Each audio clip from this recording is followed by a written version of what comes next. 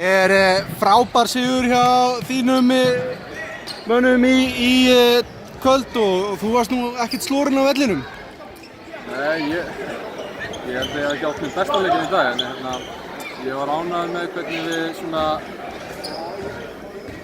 spiluðum bara saman. Það eitthvað svona, það gott sjálfstraust í okkur og við vorum að finna hvern annan nokkuð vel.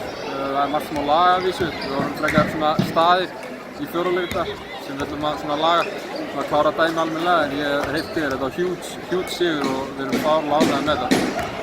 Þið fóru kannski aldrei neitt í einhverja gífurlega forystu en þið unnuð alla leikhlutana og allan ég á hliðarliðinu hafði engar áhyggjur af þessu að þið væri bara að fara að taka þetta.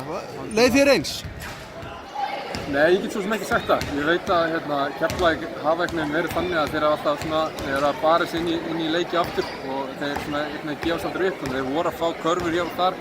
Það er góð gæði í þessu liði, þannig að það er erfitt einhvern veginn að skýta á almennilega frá sér. Maður var einhvern veginn alltaf á tánum í að reyna að klára þetta og við náðum að gera það. Mér fannst Keflavík alls ekki vera lélegir, mér fannst þið bara vera betri. Algjörlega. Við bara hittum fárlega vel, við vorum að ná frákasta vel og við vorum með djúpan bekk, þannig að allir voru að leggja í púki. Tommi var með frábæra innkomu og menn var að chip in. Er þetta stjörnuliðið sem við höfum eftir að sjá núna næstu 2 mánuðina? Algjörlega, og ekki þetta er betra stjörnulið. Við ætlum að reyna að byggja á þessu, það er nóg eftir og við erum á leiðinni að finna grúið og við ætlum að finna það á réttum tíma. Takk fyrir þetta og gangi ykkur vel. Takk hérlega.